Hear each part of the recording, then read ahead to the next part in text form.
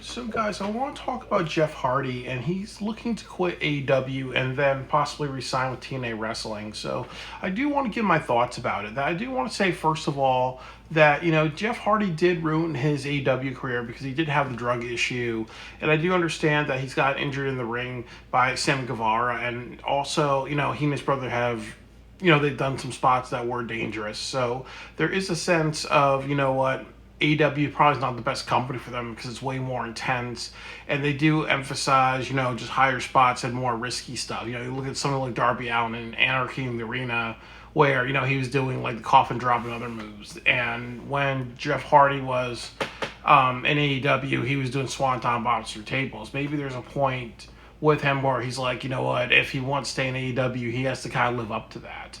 Like, kind of imagine what Jeff Hardy retirement match is going to look like if he wanted to do what Sting did, really. So definitely, maybe it's just better to get into a company that's less physical. And then the other thing too is that I think TNA would be the best thing for him because what more can he do in WWE? He's done everything, and it's a very demanding style. And we all kind of know that Jeff Hardy's issues. That I think one trigger of him is the WWE style of being very like high paced and not a lot of time to rest, not a lot of time to be home, not a lot of time for your mental health. It's just rush, rush, rush, really.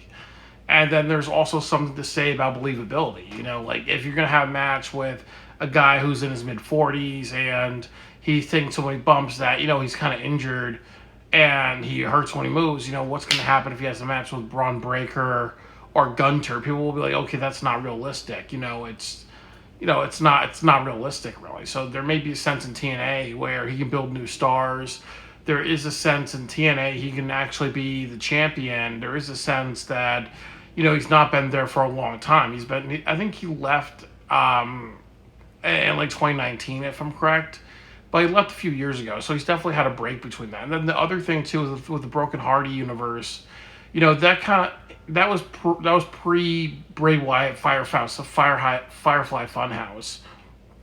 So definitely you can kind of say, maybe he can kind of create something original because obviously, the Hardy and the Father Leash and all that stuff, that was a Hardy and TNA idea. That was nothing to do with WWE.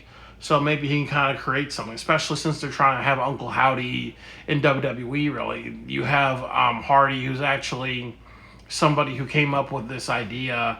He and Matt Hardy came up with this idea versus Uncle Howdy, which they're trying to just be a post. They're trying to pay tribute to Bray Wyatt, really.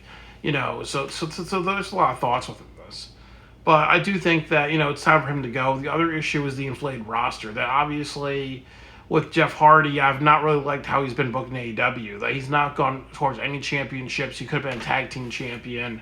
He appears randomly in those really, really stupid 30-man matches for the TNT title and other things like that. He's earned the bigger and better spot, really. And definitely if you have way too many people on your roster and you can't book the Hardy Boys right, or just say like, okay, this is who they should feud with to build new talent, or just to kind of give them one more title run.